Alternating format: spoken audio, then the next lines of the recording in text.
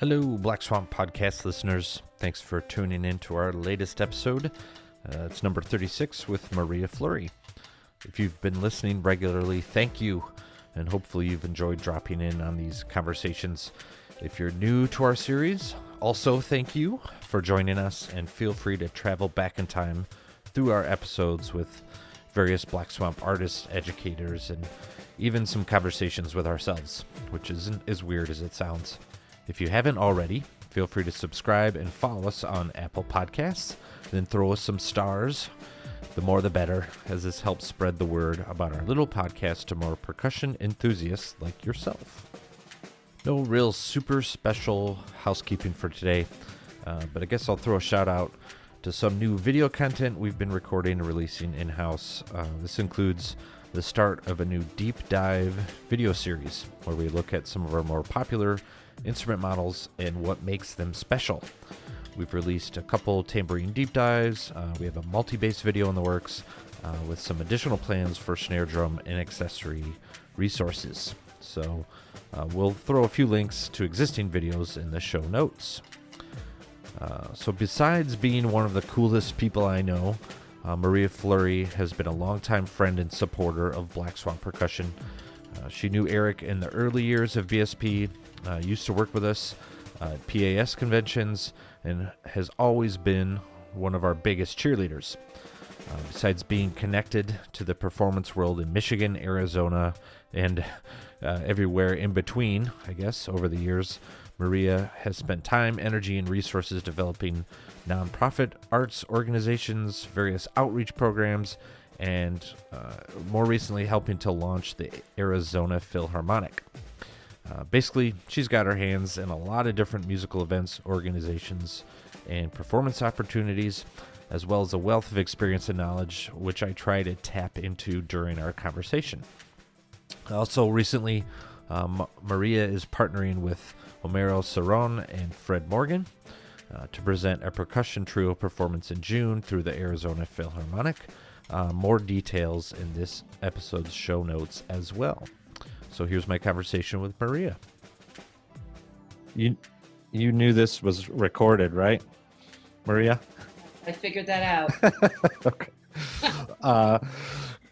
Well, are you ready to have a conversation, or you got some other catching up to do? You got some other things going on? You need to get off your chest with me, or we can dive in. I think we should dive in. Oh, okay, cool. Well, welcome, Maria, to the Black Swamp Podcast. I appreciate you carving some time out of your schedule. I know, which we'll get to lots of things. I know you're super busy, so thanks. It's all right. This is usually my practice time, so nobody should be messing with us. Right. Wait, you sent an email. You practice at night, so you practice in the morning and at night? At night is when I actually do, I dig in. Okay. I have that conversation with myself that you really can't play this section, and then I go into it. Yeah. Morning is more for technique. Oh, okay. So you still practice technique? Oh, God. Wow. I should probably do that, but I don't play, so it doesn't really matter. There's other technique I need to practice, probably some parenting techniques, some spousal techniques, things like that. I should practice that in the morning. That's what I need to do. Okay, so back to reality. You are in Arizona right now, but you're not from Arizona, are you? Are you from Michigan? I'm sort of from Arizona. I grew up in all different places, mostly in New Mexico. I love starting these conversations with just a complete falsehood and lie. So yeah, you're sort of from Arizona, though. Two truths and a lie. We can play that. No, go ahead. Oh, really? No, not the game. Where you're from. I'm always ready to play a game. Yeah. Yeah, so we moved around the country a lot when I was little. Mostly grew up in New Mexico and Arizona. And went east to school and went to do my master's in Michigan. Okay. And I was there for 18 years, something. Yeah. Now I've been here. and I only bring up Michigan only because that's where we're located, and I know you have a long sordid history with Eric and Black Swamp Percussion. So I guess to start with, I kind of wanted to dive into that, like what your history is with the company. I mean, you've been a Black Swamp artist for many years, but we knew you several years before that. So can Really? you tell me how you met Eric and how you you two forged a friendship and a percussive bond? Okay, so Croswell Opera House, Adrian, Michigan. Adrian Symphony. Okay. It's you would be surprised how many people have played in the Croswell and then gone on to do all sorts of things. I just learned the other day that second flute in the Arizona Philharmonic, she played in the Croswell in high school. So Okay. yeah, so we're having an Adrian Symphony rehearsal, and Maestro Katz is doing his stuff, and so we get on stage while the rest of the percussionists, and there's this very enthusiastic, very bright, very energetic guy about my age, Yeah. and It wasn't me. no, because I'm older than you. No, oh, I wasn't going to mention that, but yes, No, so but you far. came on scene later. That was cool. Okay. Good addition. Yeah. Yeah, so that was Eric, and I still can't pronounce his last name. Soy, And like the bean. You could say it however you want. It's officially soy. okay, good. We'll go into Spanish and mess around with him on that one. Okay. Okay. Anyway, so we played, and he was a super clean player, and a lot of fun. And then I think we did several gigs together. And then second or third gig, he comes and says, "Hey, I've got this I made this tambourine." And I'm like, "Who the heck makes a tambourine? Yeah. Like, don't you just come down from heaven fully made?" I still wonder who makes tambourines here, but it's Kyle, by the way. So go ahead. Good. Eric does not make tambourines anymore. He's long past that, but No, he deserves not to make tambourines anymore. So Eric had one of his very first tambourines that he showed you. What, you mean you don't let him near that machine anymore? That just sort of stamps it's the tambourine omatic. It just makes tambourines. It's sort of like a Looney Tunes cartoon where it just pumps out tambourines chunk. Right. Acme. Okay, great. Yeah. Right. So made this tambourine. Okay. So might have been his first prototype. I don't know. And I played it and I thought, holy cow. I mean, I actually sounded good on it. So that was the beginning. And then he was talking about these other ideas for other instruments. And, a couple years later, I was thinking to myself, does Eric sleep? Or does he just sit there going, if I do that? Yeah. So I asked him once and he said, yeah, I just think all night long. Yeah. That I think he was telling the truth. I think he has told me several times that in the nighttime is when he thinks of his ideas or kind of processes things and figures out solves problems or while driving. And that's why I always hated driving to shows with him, because we would just sit in silence, and then all of a sudden he would start talking about something a project or something, and then it's kind of out of nowhere, and then I have to try to struggle to keep up and understand what he's talking about, and then we sit in silence more. And I mean, there's other social things, but yes, I think you're right. We mentioned that before, nighttime, kind of laying awake, staring at the ceiling, thinking through stuff. So yeah. Sorry, I interrupted you. Keep going. Well, and then so we lived in different cities and stuff. So sometimes it was quite some time between when I heard new instruments and stuff. Mm-hmm. And were you up in Flint then? I was in Ann Arbor. Okay. And then I moved over. I finished my master's and moved over to Ypsilanti. Okay. And then I had when I was in school on the East Coast, there was a lot of gigging going on, and that was very cool. And I thought, well, I'm going to go do my master's in Michigan. There aren't many gigs there, and I'll actually focus. I mean, Route 23, it was the Route 23 Orchestra from Saginaw all the way down to Adrian to Toledo. And it was great. I really got sidetracked. But anyway, that was such great education. I mean, I didn't have a full-time job, but I was running through all the rep and learning it all, for intimately through those jobs. But Oh yeah. So different instruments start coming up, and then he actually looks like he has a business plan, which is like that's number two, right? Yeah, sure. Yep. And then the things I've learned over the years is that you need the innovator, you need the business partner, and then you need the accountant. Right. We have That none of those. We have the innovator. Maybe. yeah, Oh, well, you right. definitely have an accountant. Yeah. No. Okay. No. You have Oz. That's you behind the scenes. Who? What? You're, you're Oz. Like you pull back the curtain and Oh, here. yeah, yeah. Uh, yeah, I mean, Eric's definitely the innovator. He's still the driving kind of force, like product wise, behind what we're doing. Uh, yeah, I mean, I joined him early on, obviously, kind of from the ground up, which is exciting.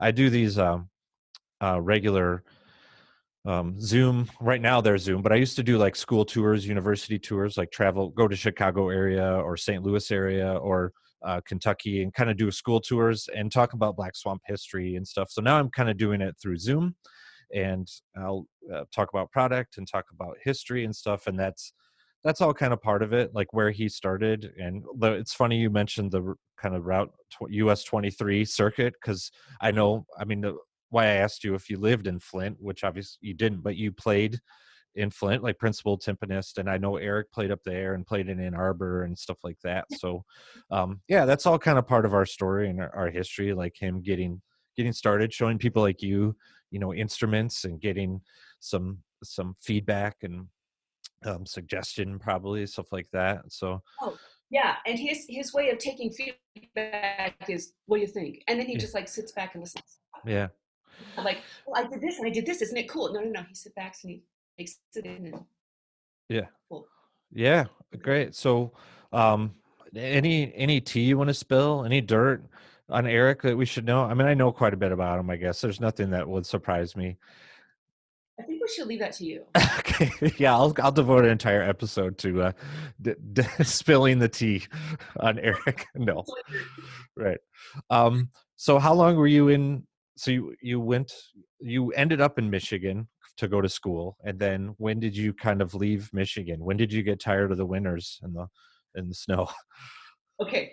I have like serious seasonal effect, whatever that is. Yeah, Like it clouds up and I'm yeah. deflated. So so 9/11 happened, and there are no flights in or out. And we live near Willow Run, the airport over there, and there were always flights over. And then to have no flights over, the sky was completely blue, and my family was thousands of miles away. I'm Okay. like, hmm, I yeah, we have kids now, and I think it's time. Yeah. So yeah, so we scouted out some places in the Southwest. My dad came down from Washington and was just checking out Prescott, and he bought a house, went back to Pack, and that was actually when I came out for other reasons. Stayed in this empty house with the kids and my brother, Yeah. and said, "Holy cow, this is beautiful." It's like Santa Fe, where I spent part of my childhood, but it's small. It's a smaller town, and Four Seasons. Uh, a really good like community orchestra Okay. and a small chamber orchestra, but it was kind of tied up. So I was like, am I gonna give up orchestral music forever? So I had to have that talk with myself, and I said, well, I can do the other things that are also super interesting to me, like world music and recitals with my husband, and love doing the kids concerts in the schools and stuff. Sure. Is that when you developed sticks and tones?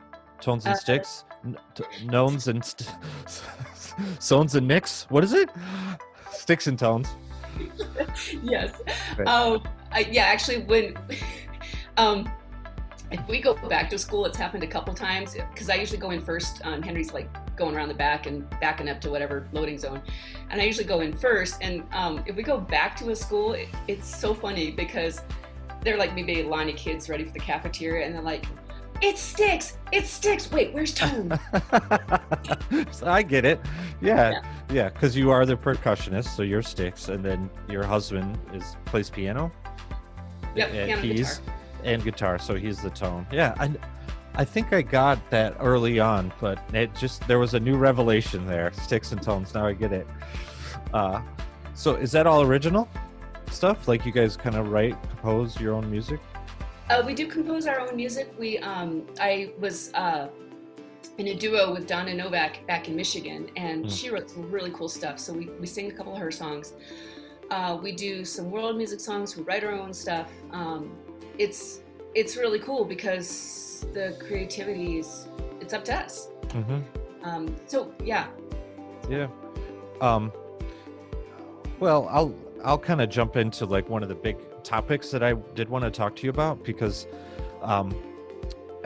you've started quite a bit in Arizona. Like you've started like an arts kind of collective or foundation, maybe chaparral, and then obviously the Arizona Philharmonic, and then you're operating Sticks and Tones. Like there's a serious amount of entrepreneurship in what you're doing, and and then outside of playing and gigging and obviously practicing and stuff.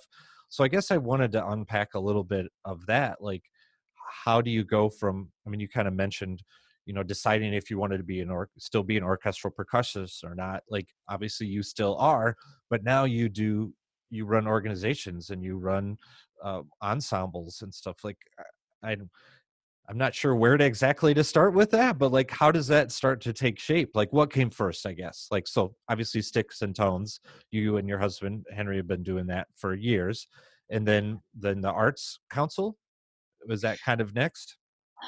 Well, yeah. So the Arts Commission at that time had a jury roster of artists, which was very cool. You'd show up, you'd do this audition, and then they would put you on the roster. They listed you on the website, so everybody had access to your information and contact info. So that was cool, and we met some really nice people. Waiting around for an audition, you meet people, right? And Yeah, sure. No, I so don't. I've never taken an audition. I say, yeah, sure. Like, I know exactly what you're talking about. I meet people at the mall. That's what I do. I do At the gas station. I just kind of go and meet people. I've never taken an audition in my life, Maria, but that's okay. Go ahead. Okay, well, I can good. imagine how it is. That's why you seem so unscarred. Yeah, that's it. No, I've got plenty of scars. I've worked for Black Swamp Percussion for 20 years. I got plenty of baggage. No. Yes, no doubt. Just hashtag PASIC. Right. So actually, I do want to quickly sidetrack to Yes, please. Auditions. So I was on the audition trail, and I call myself kind of the regional audition rat, because I do well in regional auditions, but not so well in national auditions. Okay. And they're expensive, and 200 people show up to an audition, and 199 of them are qualified for the job. Yeah. So there's a lot of luck. There's, whether the taste of the committee is the same as yours, whether you have a complete meltdown and feel like a plane flying that lost a wing and went, spiraling down after Porgy. Right. And I decided I really wanted to do timpani. Between you and me, And our podcast listeners. and our podcast listeners, Right. the sound of the snare drum is really annoying to me. And you're a percussionist. Okay. And I'm a percussionist, right? Yeah. And so practicing snare drum excerpts, it did not bring me any joy. But timpani excerpts, I mean, you study the score, you get way deep in it, you've got rhythm, you've got harmony, you've got, So yes, if I'm gonna play a snare, it's gonna be a good one like Black Swamp, right? Yes, thank you. But, Shout out to Black Swamp Percussion. Thank you. Yes, right. That's right. I put a little plug in there. Yeah. Fortunately, you make timpani mallets, so it's still good. And it just the cost benefit ratio just did not work. And I've been a freelance musician for a long time. You are a small business person, and I had kids, and so then you also have the cost benefit ratio of how you spend your time. And then at timpani auditions, there are even fewer. You have it doesn't make sense to go and play someone else's instrument when other people are bringing in their own instruments. The disadvantage that puts you. And then also, frankly, I still needed coaching. So that's another expense. And I was already playing in all the orchestras. I already had essentially a job. Yeah. And also, I didn't know anybody who looked like me who played timpani. And I would watch Mr. Rabbio in Detroit, and I'd think, how on earth does he stand back there and do that? Well, I mean, since then I've played with some big orchestras and done that, but I was Yeah. called freelance, so it's not, and I wasn't sure I could take the pressure, to be Sure. honest. So I stepped off the audition trail, took all of those skills, all the teaching I'd had, all the colleagues that I still had, all the techniques, and then applied them to all sorts of other things while I was still playing in orchestras. So then fast forward, we come out to Michigan. I sent I played with Flint for a couple extra years after that. The day I took my resignation letter to the mailbox for Flint, I was like, I just can't do the trip anymore. Mm-hmm. Came back in, and Henry has that he's had that funny look on his face about 15 times in the past 30 years, like really good news. And he says, guess what? Phoenix Symphony called. You're playing second timpani on Holst. Oh, yeah. And I was like, oh. So symphony playing is still in my life. Yeah. The roster of artists was really cool. And then, but I missed my friends. I missed my old friends, my brass and percussion friends. And so we started out with the idea of creating a music festival for brass and percussion. Unfortunately, the price tag on that was too high. So in creating a music festival, you quickly realize that you need money. And there are four sources of money. One is donations, another one is tickets, another one is grants, and the other one is sponsorships / advertising. And so the grants they made about 25% of our budget, and that was necessary to start a nonprofit. We had what's called a fiscal agent in the Children's Ballet of Phoenix. Oh my gosh, now I gotta I'll find out because I owe them a lot. You owe them a lot of money right now?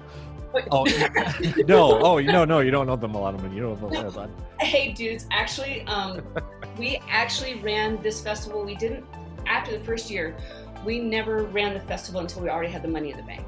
Yeah, cool. Because I had to sleep. And so we ended up in the black all the way through 2008 and 9. So I highly recommend sleep and Right. having the money ahead of time. Yeah. Anyway, so this was, so we established the nonprofit called Chaparral Arts. I had to learn like what the heck a board did and how to find one and all these other things. I love learning, and I have professional ADD. And so you just draw in, you get mentors, you get people who follow through, people who know Excel, people who know how to do websites. And you just generally have a really good time. In fact, there's still some people today who were there with us at the very beginning. We're 17, 18 years ago. Yeah, cool. So then that developed into the Chaparral Music Fest. Chaparral, 3 A's, 2 R's. Just Google it. That's what I do. I was making some notes, and I just was like CHA ... I'm like, I'll Google it later. That's fine. Right. Yeah, I mean, so Katie Shields was involved in it, I think from year 2, and she has created a chamber music workshop from that is still going.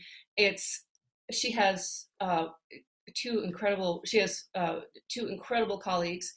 At that point in my life, I kind of played with everybody I wanted to play with, and thought, it would be cool to be called for a summer festival this time, but I'm running a summer festival, and that's how I get called for it. Mm-hmm. Oh well. Eventually, Hot Springs called me, which was really cool. Arkansas. Shout out to them.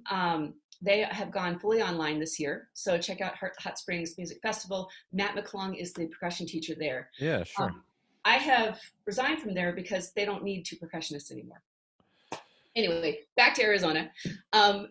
It was very cool that about, I think it's 5 years, my husband Henry and I stepped out of Chaparral Arts completely, out of the Chaparral Music Fest. Oh, okay.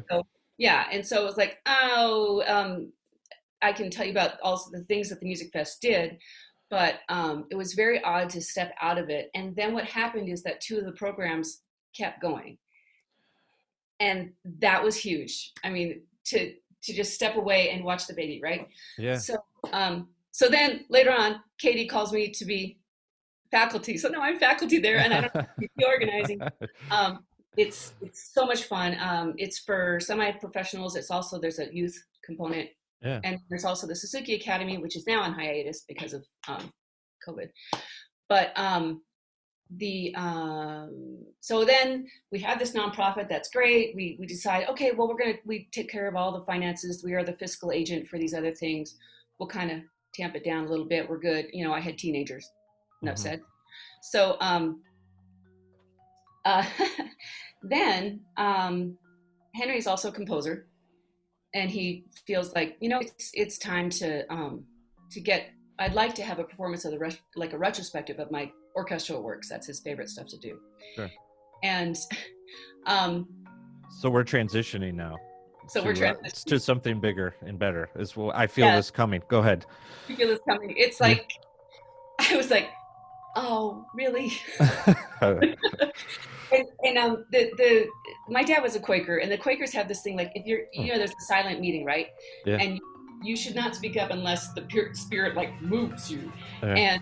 And I was like, we don't start something new unless we absolutely feel that we can't not do it. Okay, so he won a very prestigious award and grant from Arizona, and used that seed money. He's like, well, let's do an orchestra concert. At the same time, you know what? There's a need for professional orchestra in this area, and pay for orchestra musicians in this area it's not anywhere near union scale. Let me just put it that way. I mean, sure.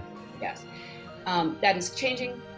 And so we held auditions, we got the team together, we pulled other people back in, and then had the first season. It was a business plan where we did 2 concerts in the shoulder season, like August and May. So we weren't conflicting with any of the other organizations in the area.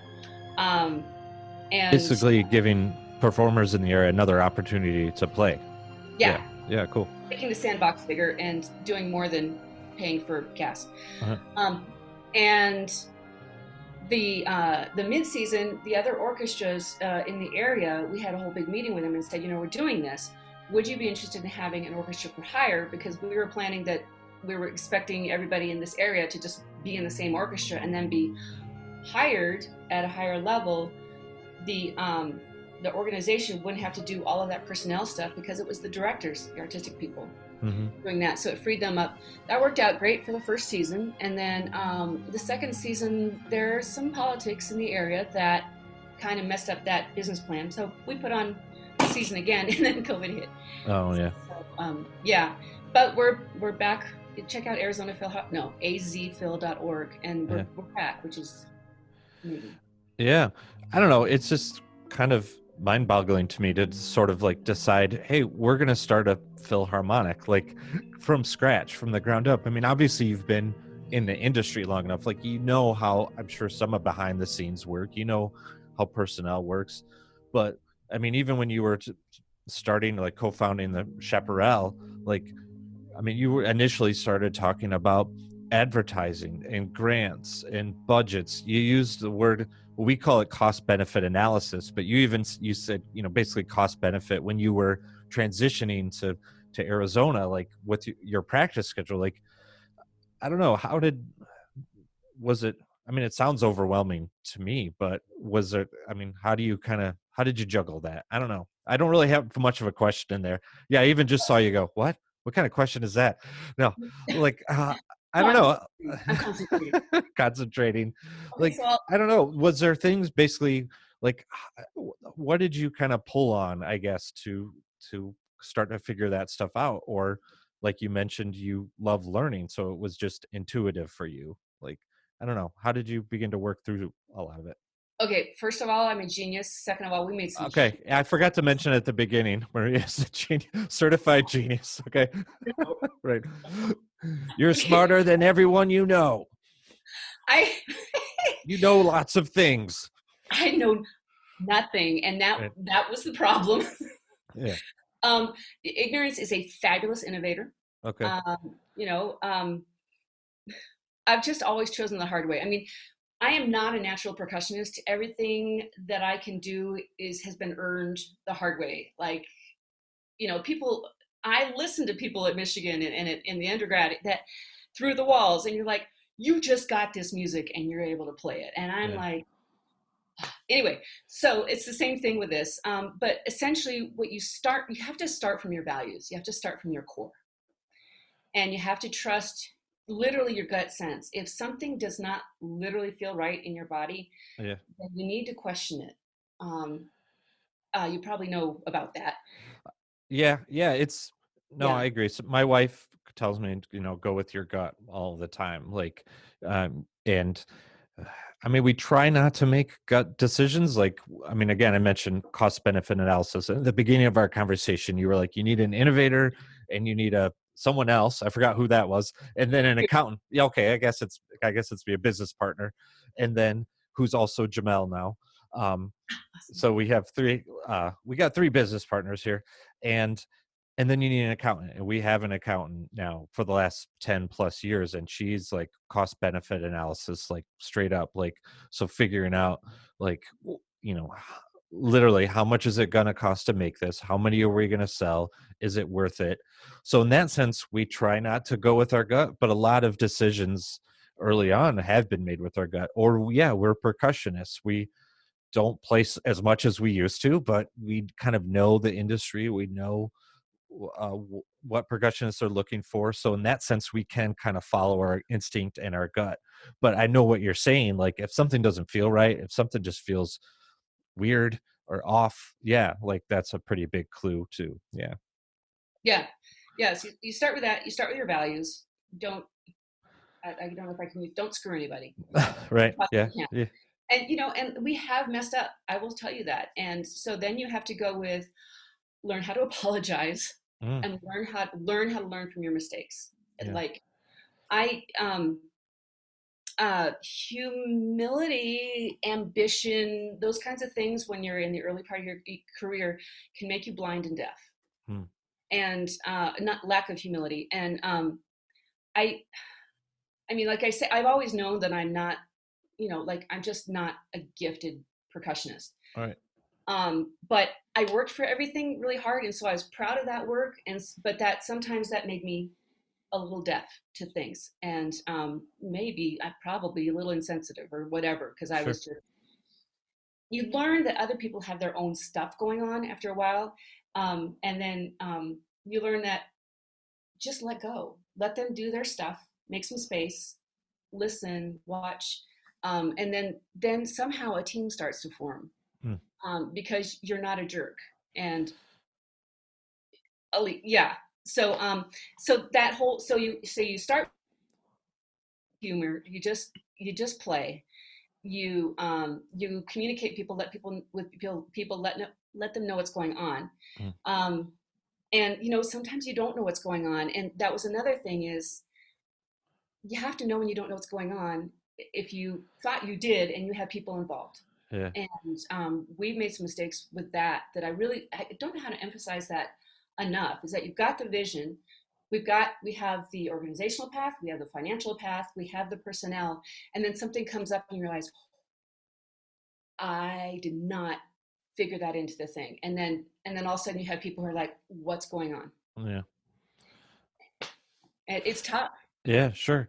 No, we I don't know if this totally ties in, but I've mentioned it before on when talking to people, especially about entrepreneurship, which is kind of a topic that's come up in several of our podcasts. So and that's why I wanted to get your perspective. But we kind of call it, you have the right people on the right bus at the same time. Like, and I think that's like kind of what you were saying at the beginning. Like you have to admit what you don't know what you don't know, and you have to find people that kind of do know that, or you have to know your limitations and what other people do better. I mean, I fully admit I have it.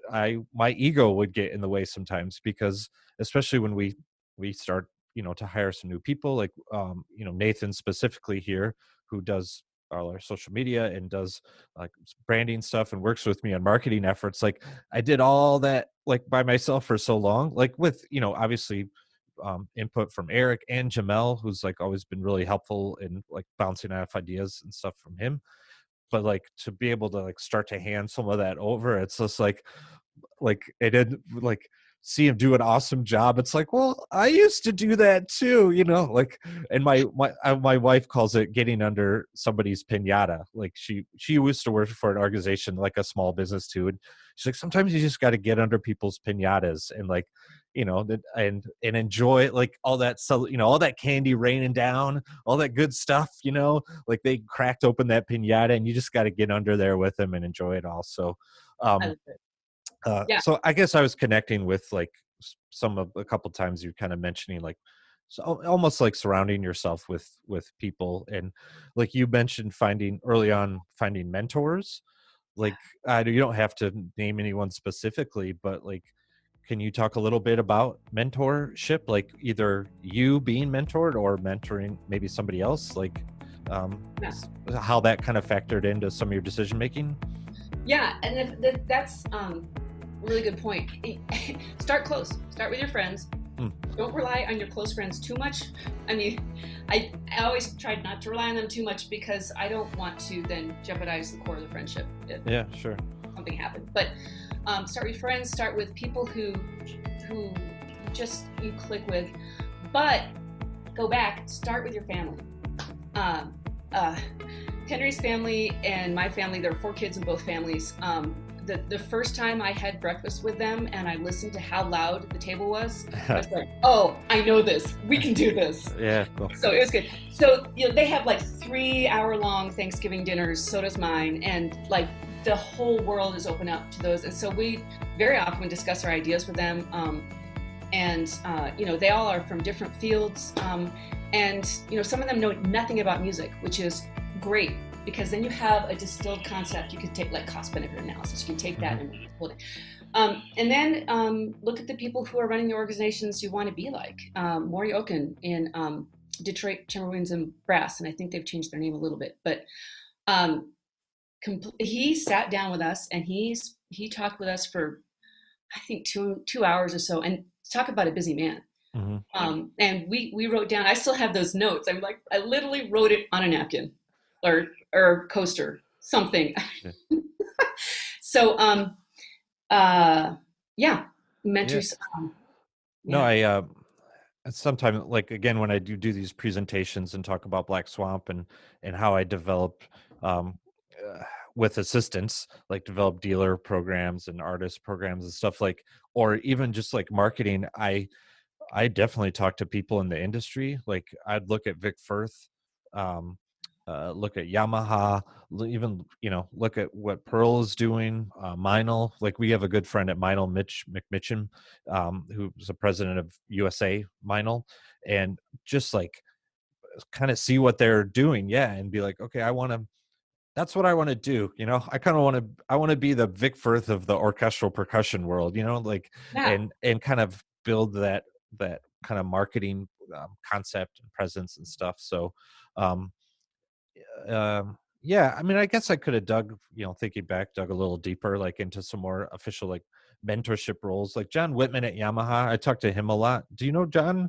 He's okay. He used to live in Grand Rapids. Now he lives in Indianapolis, but he's worked for Yamaha for years, and we would play gigs together, and he's kind of in artist relations and marketing at Yamaha and stuff. So I was able to kind of have some more in-depth conversations with him and stuff, which was really cool. So yeah, I mean, cool. Can I dovetail on that? Yeah, I guess. Go ahead. Yes, please. Dovetail. Okay. Dovetail, piggyback, whatever you need to do. Go for it. Baton. Okay. Yeah. So shout out to PASIC, right? Go to PASIC. Go to concerts go to things that you don't do. And go to things you do. I mean, basically, don't sleep. And right. No, I love sleeping. Sorry, I gotta disagree with you on that one. Sleep's like my favorite thing. Well, I've learned how to sleep again. I gave it up for a few years, and that turned out not to be a good idea. So anyway, and everybody there is human, right? And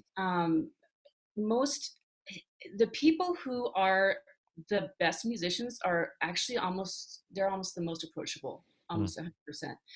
And the way to do that is to say, is to put yourself there, to listen, to feel if it's maybe a match. And then if you find yourself like, I really need to know some stuff from this person, then you don't go up to them and say, hi, I'm so and so, and I've done this and that. You wait and see if the chance opens up, because I've done the other, and that's, you walk away going, what? I'm just a turkey. Yeah. And so you say, hey, you ask permission, hey, I know you recognize them, you recognize where they are. You ask, do you have some time to do such and such? I have a couple of specific questions. Mm-hmm. And they'll say yes or no. But the gems that they'll say, or if you're at, dinner with someone, and the things they'll say will be boom. And that just that lifts you for the next year. So yeah, we love PASIC for several reasons. Well, first, to step back, like, I think people are usually more than willing to share information. Like, anyone I've ever talked to, is at PASIC or outside is been super cool. And but we always come back charged from PASIC, just for being able to talk to people and see the see students that are discovering percussion and discovering instruments and kind of building an instrument inventory, or seeing the educators and performers that we work with, or seeing other people in the industry, some of our retail partners or other manufacturers and friends we have. And then we always come back totally charged and juiced up, because it's okay, we're doing good things, and because you can get kind of stuck in your bubble, in your day-to-day kind of grind, and things you're doing. You don't always see what the results are. You don't always hear response and stuff like that. So I don't know, that's why I love going to PASIC, is to kind of see people and catch up, and then be like, okay, things are cool, we're doing a good job. Cool, or they're not. If I go to a timpani masterclass with some amazing guy, right? Yeah. And they're like, and I've gone to score. Hey, I don't add a note that's on the thing unless I really feel good about it, and the conductor feels good about it. Yeah. Then you go to something, and the timpanist says, no, I never add this note. I know people do. I never add it, and this is why. And you say, oh, right. But then I'll do that. Yeah. And then you get other stuff. There's one person said, see this really, really fast thing? I never put this note in so that I can play the whole thing cleanly. And I was like, thank you. I think it's a good point. People, you mentioned earlier, people are human, people are approachable, or you're okay, they did that. Not that you need permission to do it yourself, but at least it gives you a little bit more confidence, I guess. Yes. So speaking of timpani, again, you made another sort of comment early in our conversation about maybe a direction that you went to play timpani is because you didn't see a lot of timpanists that looked like you, that were female. Are there any other words that you might want to share about that, some of that decision making, or maybe what you saw then versus what you see now, or some? I still don't see enough women in the percussion section. I mean, there were a couple of Flint concerts, and it was Alison Shaw and sure. Anyway, and we took a picture because it's all women in the section. Yeah. And my hope is that we were having a conversation with our kids once at dinner, and we were talking about how someone was a judge, had been promoted to judge, and well, that's so cool, she's a woman. And then I found myself getting mad, and I was like, you know what? We will really have made progress when we don't notice it's a woman, or it's a person of color, or it's a green Martian. Mm-hmm. When we are just looking at how cool this person is and their capability is mind-boggling. I need to learn from this person. Mm-hmm. So. Yeah, and then in the meantime, we got to do what we can to help promote and to help to pursue that. Yeah, but I hear what you're saying for sure. I mean, I was talking to a physician at something literally a week ago, and he was like, "So you play percussion? Yeah. You really play those big ones?" I said, "Yes, I am paid to make a whole lot of noise." He was like, "Wow." And then he says, "Okay, but tell me something. Why would a woman ever want to play trombone?" And I was like, "Because it floats her boat." Yeah, they enjoy it. Yeah. So there's still a lot of, I'm just. Yeah, there's stigma wrapped up in instrumentation and everything. Yeah. Yeah. Sorry. No, I mean, the only reason I'm going to mention this because you said trombone. I mean, when I was a kid, they wanted me to play trombone, and it was because I had long arms. It wasn't, and I think I've mentioned that on the podcast too. But it's still an inside joke with my family. Like if they see a trombone, like my girls are like, "Hey, Dad, that could be you because you have long arms." Like, oh, thanks, girls, love you. Yes. That's pretty much everything I had on my list. I know I'm sure there's more we could talk about, but I think we uncovered some good nuggets there, some wisdom from Maria. Which no, I just think it's cool. Like, I mean, I guess we didn't really talk too much about like you and I, like when I met you, and like you're just like one of the coolest people I know. And I say that to a lot of people, so take it with a grain of salt. But seriously though, you and actually Steve Hemphill, who's not too far from you, right? Are you guys? Yeah. Yeah. And maybe it's like an Arizona, like a Flagstaff thing or a Northern Arizona thing. Like he's also like one of the coolest guys, people I've ever met. So, I learned so much. Yeah. Yeah. So I appreciate your time and I appreciate the conversation. And I just have to say that if you have a T-shirt that says oxymoron : wisdom from Maria, I would be totally fine. Okay. Yeah, we'll work on it. We'll release it at PASIC maybe or something.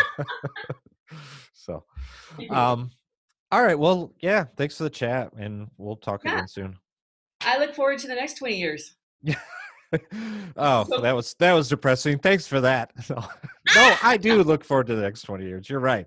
Yeah. Thank you so much. I have been absolutely awed by the videos that have come out. In fact, they've kind of like, I don't know if I have anything playing wise that reaches that level, but thanks for asking about something that I do know. Yeah. No, it's a pleasure. And yeah, I mean, I mean, Nathan and I were just talking about like some video stuff. Like basically when I hang up from you, we're going to do some more like stuff in the shop here because we do our own like video production and stuff, sound samples and demos and things like that. So yeah. But yeah, if you and Morris and then member 3 of your ensemble are able to put anything together in the future, I'd love to help promote it and support it and do whatever. So cool. All right. Well, we'll talk soon. Thanks. Say hi to Eric for me. Will do. All right. Bye, y'all. This has been a BSP production, recorded and produced out of the Black Swamp Percussion facilities in Zeeland, Michigan. Audio production assistance by Nathan Coles. Intro and outro music by Adam Hopper.